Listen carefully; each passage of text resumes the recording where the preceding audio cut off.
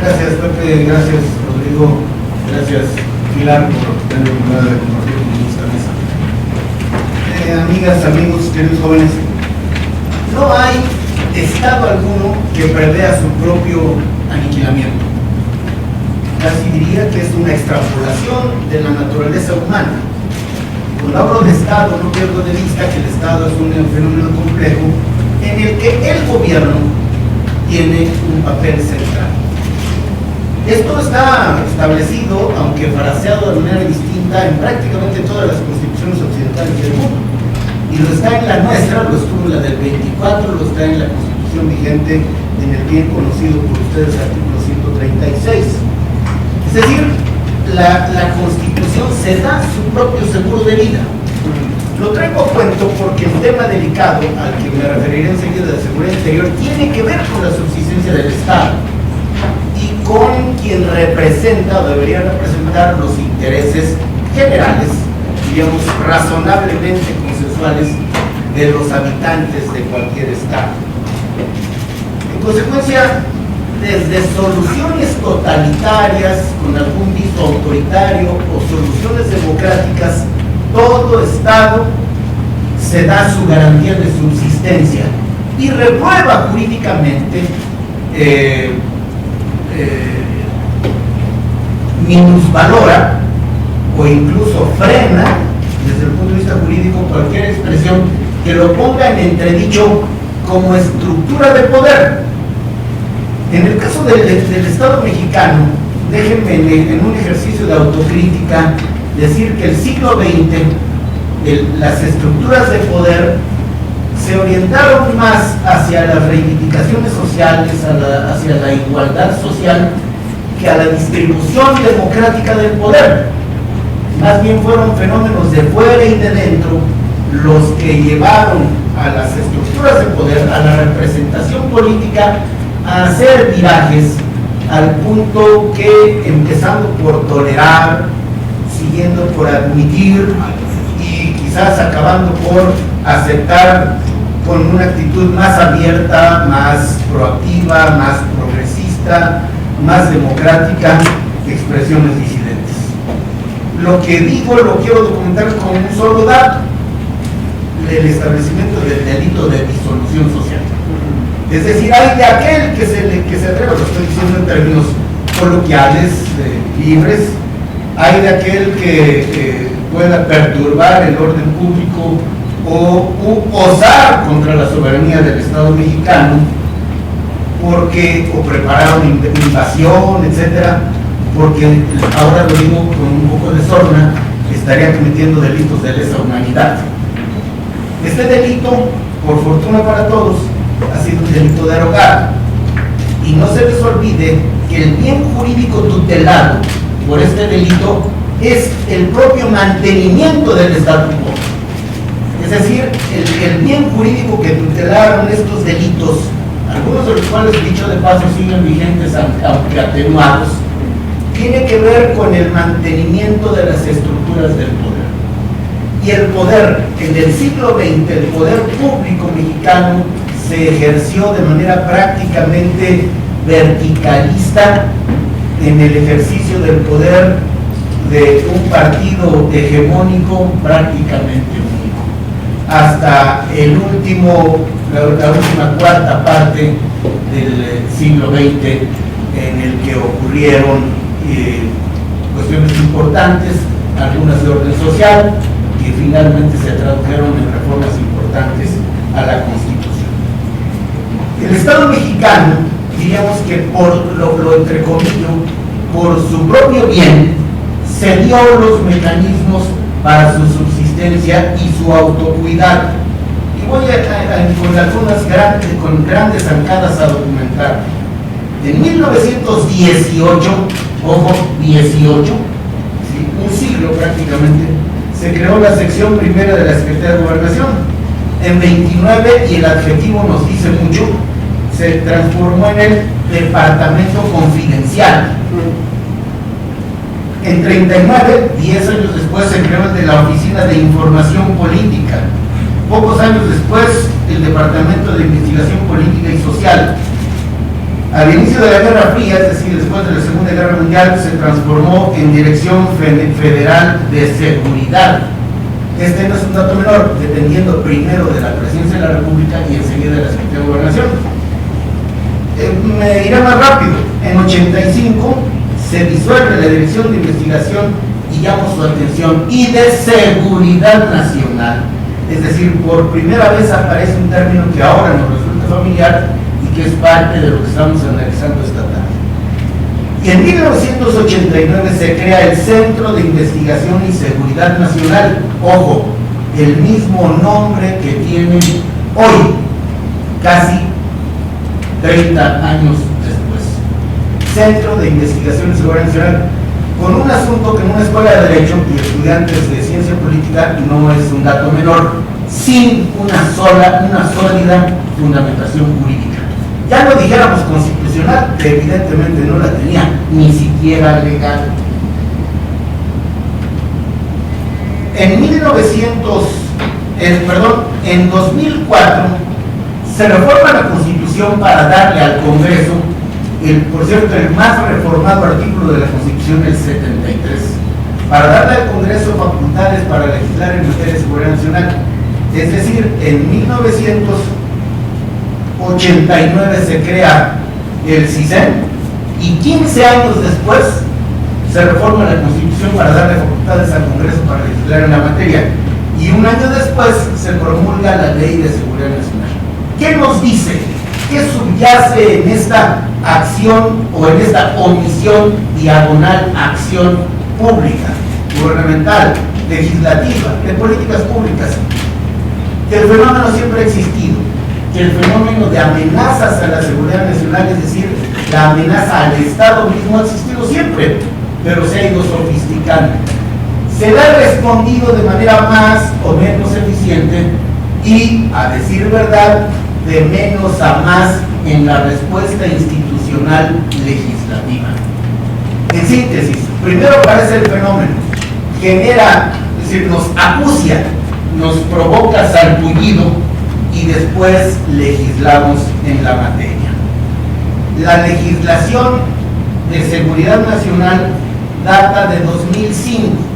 Llamo su atención porque establece las bases de integración y acción coordinada, estoy citando, de las instituciones y autoridades encargadas de preservar la seguridad nacional. Y las vertientes, y vuelvo a llamar su atención de manera mucho más rigurosa, las vertientes de defensa exterior y seguridad interior. Estas expresiones sustantivo y adjetivo no son nuevas, ojo, datan de 1824, es decir, de la primera constitución federalista que tuvo este país. Déjenme decirle, haciéndome cargo de lo que hablo, la primera constitución de veras. Sí, hubo, por supuesto, una reglamentación, entre comillas, constitucional del Imperio de Iturbide, pero la primera gran constitución que establece un modelo de país, una estructura de poder verdaderamente seria, es esta constitución. Pues desde entonces datan dos expresiones que siguen vigentes: defensa exterior y seguridad interior.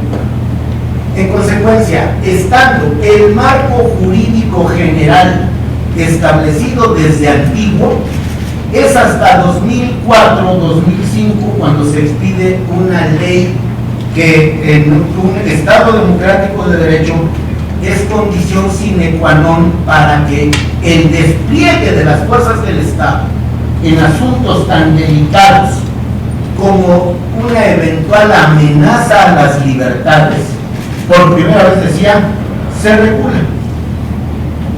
En consecuencia, es evidente que estamos, no obstante lo antiguo del fenómeno, ante un asunto de absoluta contemporaneidad. Es decir, no estamos hablando de historia constitucional, estamos más bien hablando de retos constitucionales del presente. Alusiones a la seguridad interior están hechas de modo tangencial, cuando menos en un par de leyes. En la orgánica del Ejército y de la Fuerza Aérea Mexicana, cuando se refiere a la misión del Ejército y de la Fuerza Aérea, una de las fracciones dice garantizar la seguridad interior. Y hablando de la ley orgánica de la Armada, coadyuvar con la seguridad interior. Es decir, hay una alusión explícita al reto sin decir de qué se trata y mucho menos cuáles son los alcances, los términos de lo que estamos hablando. Déjenme en esta primera parte hacer una especie de recapitulación. Las amenazas a la seguridad nacional, se les frasee como se les frasee, han existido desde que hay Estado. Es decir, la amenaza, déjenme recurrir a una visión contractualista, echamos mano quizás de Hobbes. Es decir, cuando la sociedad se crea, las personas cedemos una parte de nuestra libertad en aras de recibir como contraparte una elemental seguridad. Es decir, libertad vis-a-vis seguridad. ¿Qué ha pasado? Que la gente seguimos como ciudadanos con libertades restringidas, pero a veces echamos de menos la seguridad ofrecida por el contrato original. Como esto se ha sofisticado, hablo del fenómeno social, se ha obligado a sofisticar el análisis, la visión y hacer que este fenómeno, este reto social, político, jurídico, sea abordado con un estilete fino, con un bisturí, para que seamos más precisos en el análisis, en la separación de los fenómenos y hago votos en su correcta regulación. Lo primero que vale la pena hacer para poder intentar hacer un planteamiento es diferenciar. Aquí ya se ha hablado de estos fenómenos. Voy a ir de lo general a lo particular. Primero, estando claro el fenómeno de la seguridad, diríamos, esperar, demandado apetitosamente por el ciudadano, tenemos que clarificar, quizás por exclusión, dejando al final lo que nos interesa, que no es la seguridad interior. Ya aquí, hace unos segundos, Rodrigo nos dio elementos para ello. Primero, no es seguridad pública, porque la seguridad pública tiene que ver con el mantenimiento del orden, de la paz pública y, ojo, con la seguridad de los ciudadanos y de sus bienes. Incluso cuando hablo de seguridad, hablo de integridad física de las personas y de sus bienes. Prevenir, investigar, perseguir delitos o incluso conductas antisociales que no son delitos, es decir, infracciones, faltas administrativas con sus consecuentes sanciones.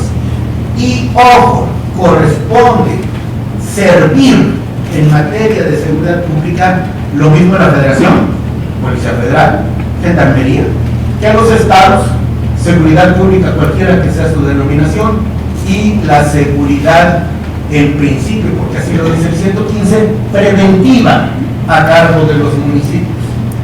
Entonces, hay un campo de acción que parece, por lo menos constitucional y legalmente hablando, definido, zanjado, porque son asuntos atinentes a la seguridad pública y en consecuencia de la competencia de la Federación, de los estados y los municipios en los términos de la división competencial establecida por las leyes. En contraste, la seguridad nacional. La seguridad nacional, y otra vez retomo en la Constitución del 24, rescatada en el 89, fracción sexta de la Constitución vigente, tiene que ver con la defensa exterior, y la referiré para olvidarme de ella, que consiste en todo caso en proteger la soberanía y la independencia nacional, tareas de inteligencia, contrainteligencia para proponer medidas de prevención, disuasión, contención, neutralización de riesgos y amenazas. Y el gobierno federal les hace frente, aquí sí, privativamente, y el adverbio lo uso lo mejor que puedo, privativamente, al Ejército, a la Fuerza Armada y a la Marina. Estoy hablando de las tareas de defensa exterior.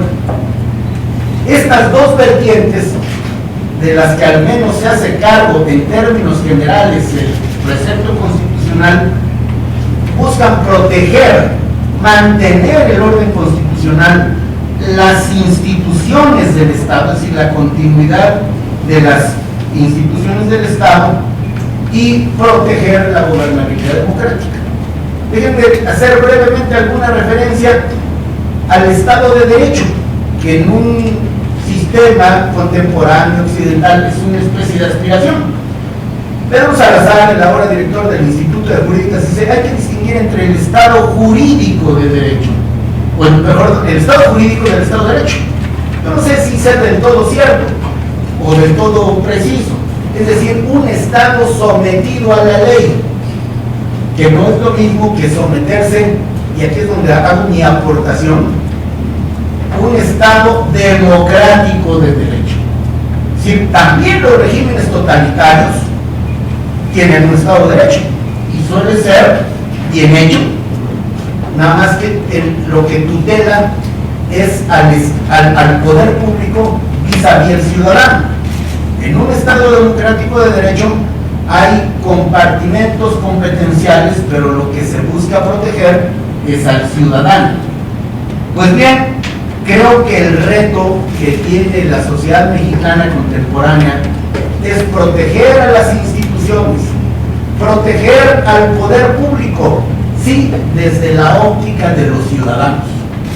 Es decir, quien lleva mano, déjenme decirlo coloquialmente, no es la autoridad, no es el detentador del poder público, sino los ciudadanos.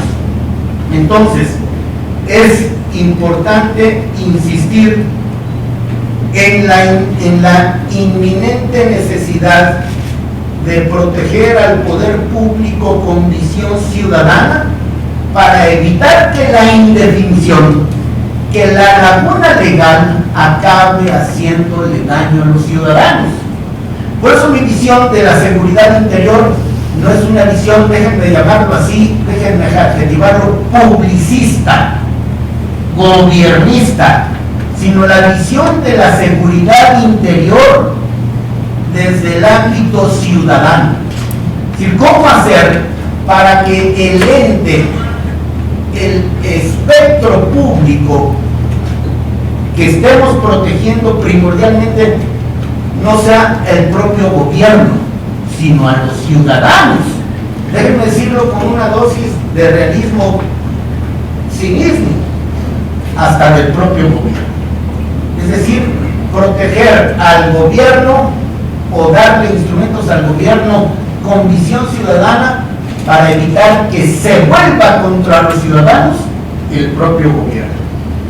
Por eso, aquí, entre los axiomas jurídicos que nos enseñan en la teoría del derecho, en la introducción al estudio del derecho, tengo muy presente alguno que lo diré coloquialmente para no equivocarme pretendiendo hacer una cita literal. Lo más peligroso en el ámbito de lo público es lo no regulado. Es decir, si lo vemos desde el ámbito privado, que ustedes lo conocen tanto como yo, los ciudadanos podemos hacer todo, salvo aquello que la ley expresamente nos prohíbe. La autoridad solo puede hacer aquello que expresamente le da la ley. La autoridad solo puede hacer lo que le dice la ley. Pues cuidado cuando la autoridad, y más si esa autoridad es el ejército, hace algo que la ley no le dice con claridad. Porque entonces, aunque sea de buena fe, hay riesgo. Aunque alguien haga profesión de fe legalista y ushumanista, el riesgo es inminente. En consecuencia, nuestra visión de la seguridad interior tiene que ver no solo con ponerle límites y establecer linderos y fronteras a la autoridad, sino que sea el ciudadano quien sepa cuál es el límite de la autoridad, y ser ciudadano en sus diversas maneras de expresarse quien conmine, obligue, ponga contra las cuerdas, lleve a los tribunales, exija a las autoridades también legislativas, o echando mano de la fuerza ciudadana creciente, llame a cuentas a una autoridad que, sobre pretexto de estar defendiendo las instituciones públicas y la pervivencia del Estado, puede eventualmente atentar contra sus intereses. ¿Qué ocurre hoy? Porque si es cierto, si ustedes me conceden eso, si lo dan por bueno, el acerto de que el fenómeno existe hace mucho tiempo, y lo que ha ocurrido es que se ha hecho más complejo, se ha multiplicado. Hablo del fenómeno antisocial amenazante de las personas, de las estructuras, de la soberanía, del poder público, etc. ¿Qué ha ocurrido? Resultado de fenómenos de dentro y de fuera. Lo que ha ocurrido es que hay una criminalidad más compleja y más sofisticada. Esto parece como una broma de mal gusto, pero los grupos criminales que se dedicaban a robar carros ahora se han sofisticado y tienen, como las grandes empresas, divisiones, división secuestros, división extorsión, división narcotráfico, división N. Y frente a esta complejización, y este es un barbarismo, frente a esta evolución compleja de este fenómeno, el Estado mexicano se ha hecho remiso. Es decir, estamos en falta, estamos en deuda.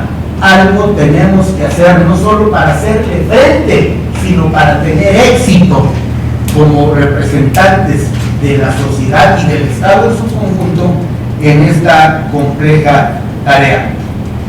Se ha multiplicado, hablo del crimen organizado, no solo su capacidad de fuerza, sino lo que en esta jerga se llama capacidad de fuego. Es decir, tienen armas más sofisticadas, obviamente hechas de ellas en forma ilegal, que a veces el propio ejército. ¿Qué ha pasado en los últimos años? Que el Estado mexicano, con toda la cortedad de su andamiaje jurídico, de la precariedad de su andamiaje jurídico, ha respondido. Yo no comparto, con todo respeto a Rodrigo, esto de estado de guerra. No lo suscribo y no lo suscribe aquellos con quienes comparto la militancia. Porque aquí, en el ámbito de lo público, el mensaje a veces entraña mucho más que un significado literal, tiene que ver con una actitud y con una posición. Lo que es cierto, porque las evidencias son más rotundas que cualquier discurso, es que hay una amenaza creciente al Estado mexicano, no al gobierno, sino a la sociedad representada jurídica, formal, políticamente, espero, éticamente, por sus estructuras de poder. Y lo que le ha pasado al Estado es que se ha rezagado. No hablo de la capacidad real de respuesta, hablo del andamiaje jurídico que pone en entredicho o que dificulta o que cuando menos mete en un aprieto a las autoridades castrenses que de buena fe, y lo digo así, no me cargo de lo que expreso, con un enorme patriotismo han decidido ir en auxilio de las autoridades civiles con tal de hacerle frente con éxito a estas amenazas. Déjame decirlo para no meterme en aprietos para la convivencia social, para no hablar de ámbitos de gobierno. En consecuencia, la Ley de Seguridad Interior es una respuesta a este fenómeno. Y a diferencia de otros asuntos, me referiré a ellos, como el mando mixto, mando único, no es una propuesta de reforma hacia adiciones a ninguna institución, es colmar un vacío legal. Es decir, hoy no hay nada, o me corrijo, hay apenas un pequeño gancho constitucional desde el 89 fracción sexta que le da al presidente la facultad de disponer en todo tiempo de las Fuerzas Armadas para tareas de defensa exterior y seguridad interior. Lo dijeron aquí de pasada. En 1996 la Corte dijo con claridad meridiana que era legal, es constitucional la intervención de las Fuerzas Armadas en asuntos de estos menesteres. Yo también no comparto la opinión de que si esto tiene que ver con el 29, y ahorita lo voy a referir, esto no tiene que ver con estados de excepción, con estados de sitio, no tiene que ver y lo voy a documentar. Y no necesariamente, y también cuido el adverbio, quizás, pero no necesariamente tiene que ver con el 115. Sí tiene que ver con el 89 fracción sexta, y tiene que ver algo que quizás no esté literalmente escrito en la Constitución en un párrafo, pero está en muchos de sus preceptos, que es la convivencia armónica en un Estado democrático de derecho. Déjenme explicar. El Estado de Derecho es el sometimiento. A mí me gusta mucho echar mano de cómo frasean en el sistema anglosajón esta expresión. Rule of law. Que no tiene, si uno lo traduce literalmente, no es lo mismo. El rule of law es el imperio de la ley, es el gobierno de la ley. Y nosotros lo hemos traducido en el mundo académico, en el mundo político, como el Estado de Derecho. El Estado de Derecho no solo es un estatus que nos da a cada uno una tarea, sino el ejercicio democrático del derecho tiene que ver con hacerse del poder en forma democrática y, ojo, ejercer el poder en forma democrática. Y esto pasa por, y voy otra vez a entrarme en el tema de seguridad interior, sometidos a la ley. Hoy las Fuerzas Armadas a veces no sabemos si están sometidas a la ley o no, por indefinición legal. Controles. El ejercicio democrático del poder tiene que ver con controles democráticos. Por eso no podría haber ley de seguridad interior si no se establecen controles. Algo más, un régimen claro y rotundo, categórico de transparencia y rendición de cuentas. Esta es una característica del ejercicio del poder en un Estado democrático de derecho. Entonces, disposición legal, sometimiento a esa ley que se está dando, controles, máxima publicidad, transparencia y rendición de cuentas, y un valor adicional que se incorporó no hace mucho a nuestros preceptos constitucionales: el respeto cabal a los derechos humanos. Es decir, no es suficiente, como quizás como hace 40 años, decir que la toma de ciertas medidas para acallar expresiones contrarias al gobierno o al status quo tiene que ver con el mantenimiento de las instituciones. Otra vez, ¿dónde está el eje? ¿En lo vertical o en lo horizontal? El eje estuvo en lo vertical durante muchos años, hoy no puede estar más. Lo horizontal, dicho en forma convencional, tiene que ver con que ese estado de cosas a quien le sirva sea a los ciudadanos lisa y llanamente considerados. 2 o 3 factores y voy a terminar. La posición de las Fuerzas Armadas. Durante algunos años las Fuerzas Armadas solo trabajaron y guardaron silencio, como una negada institución cargada de patriotismo. Ya no más. Las Fuerzas Armadas dijeron: pues si quieren que sigamos haciendo las tareas que nos han asignado, que las podemos realizar, denos un marco jurídico para que nos dé certeza. Hace rato dije y lo repito, la certeza es para las Fuerzas Armadas, pero muy importantemente para los ciudadanos que acabamos siendo, independientemente de posiciones partidarias públicas, porque los que tenemos tareas en lo público, antes y después seremos ciudadanos, y más nos vale poner por delante el interés ciudadano. Voy saliendo. 2 cosas, 2 bloques para terminar. Entonces, ¿qué es? Lo hago como una pregunta al desgaire, una pregunta que me hago y hago a voz en cuello. ¿Qué debe tener pues una legislación sobre seguridad interior, subrayo, que sea democrática? O sea, no sería suficiente decir que debe tener una legislación de seguridad interior, sino una legislación de seguridad interior que sea democrática. Bueno, primero, con todas las dificultades académico-legislativas del caso, diferenciarse de la seguridad pública y evidenciar que la seguridad interior es una vertiente de la seguridad nacional. Enseguida, garantizar la vigencia del orden constitucional, el Estado democrático de derecho, la gobernabilidad democrática. Abro un pequeño paréntesis. Puede haber la gobernabilidad de los sepulcros, sí, la gobernabilidad impuesta a como venga, el orden. Ese no es el caso. Lo importante es gobernabilidad, sí, democrática, y obviamente el respeto a los derechos humanos. Obligar a la autoridad, preferentemente, uso bien el adverbio, preferentemente, porque la ley de seguridad interior no es solo para las Fuerzas Armadas, aunque centralmente lo es para ellas, que la autoridad cumpla requisitos, siga un procedimiento jurídico, asegure el conocimiento oportuno de los defensores de los derechos humanos, las autoridades locales y la sociedad en general. La precisión de controles, control jurisdiccional. A ver, la declaratoria de procedencia que en la iniciativa de Roberto Gil llaman ligeramente diferente, pero al final es lo mismo. Contra la declaratoria procede el amparo, y me parece correcto que procede el amparo. O sea, control jurisdiccional ante una decisión del presidente de la República, que será el presidente, pero no lo puede todo. Control legislativo, la Comisión Bicameral, diputados y senadores de una Comisión Bicameral de Seguridad Nacional.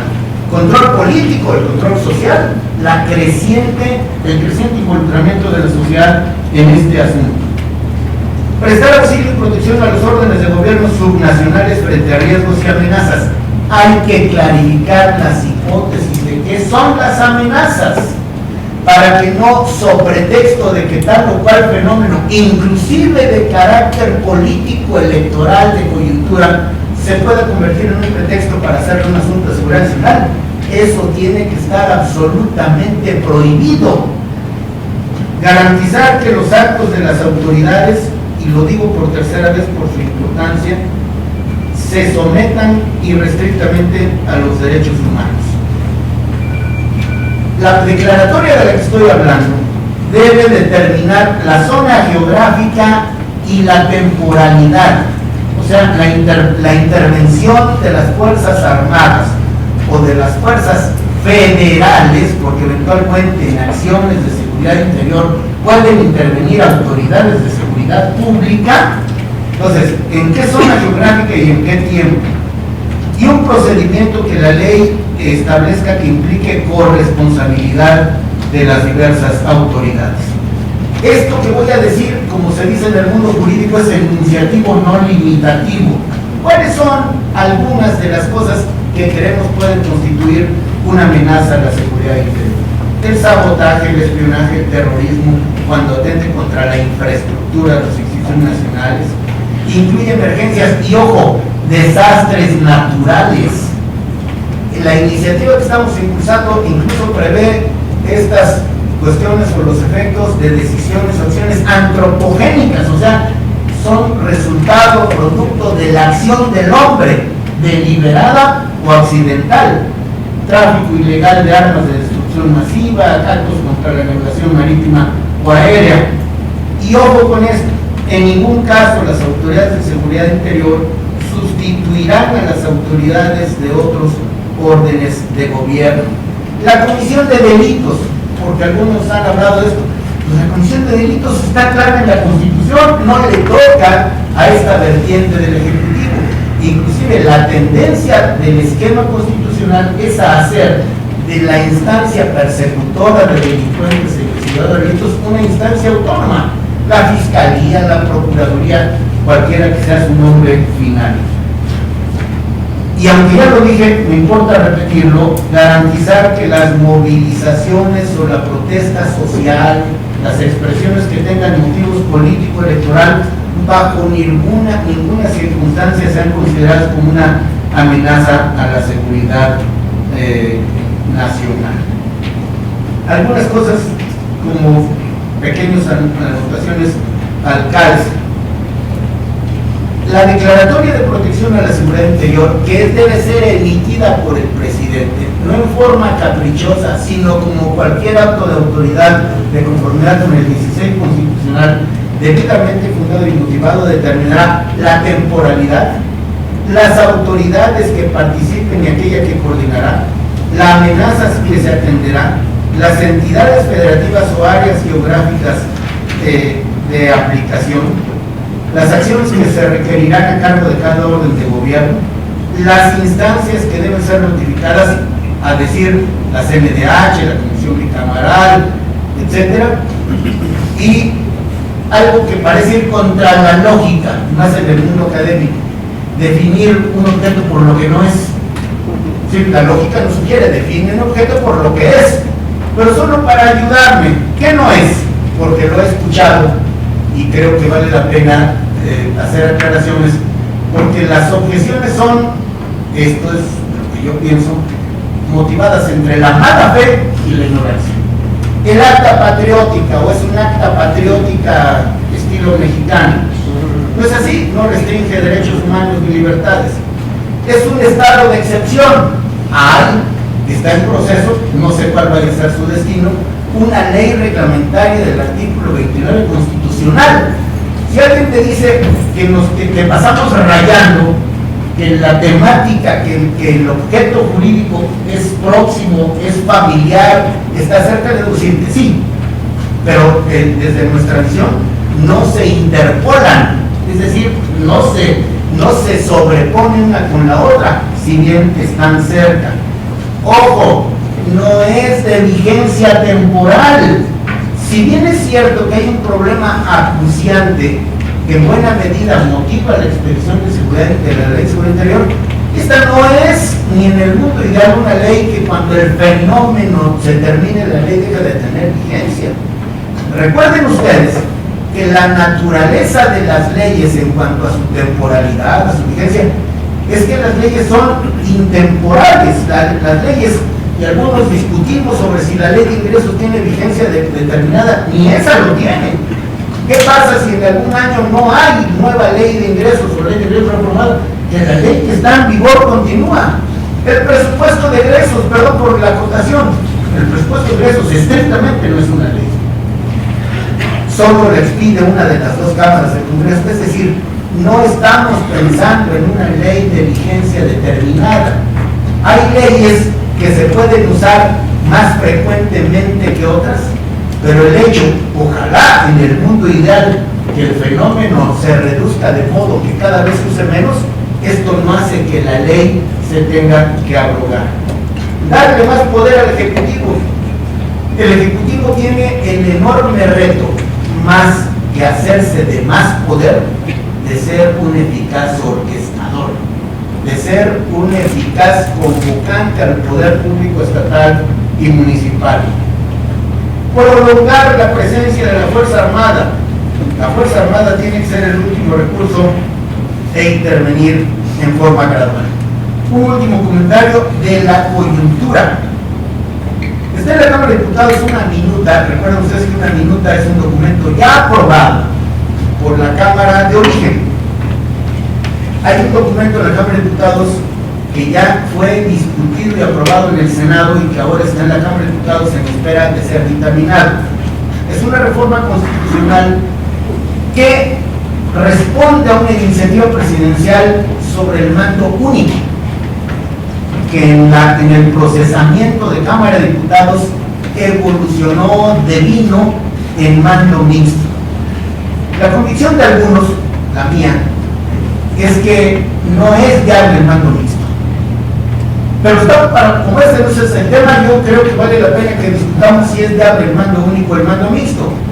La realidad nos dice que las policías municipales, como regla, son policías vulnerables, que en muchos casos lamentablemente han sido cooptadas o dominadas por el crimen organizado.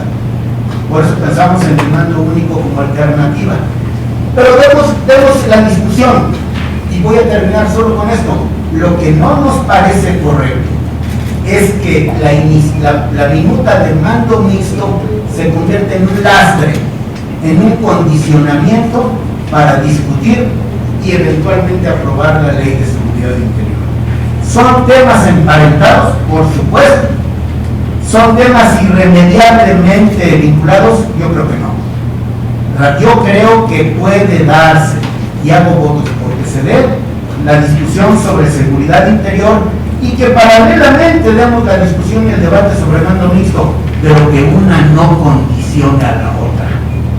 Porque la Ley de Seguridad Interior tiene sus propias motivaciones, su propia necesidad. Y termino con algo que ya dije. La reforma constitucional de mando mixto guión único viene a cambiar un precepto que ya existe. La Ley de Seguridad Interior viene a colmar una laguna jurídica porque sobre esta materia no existe nada.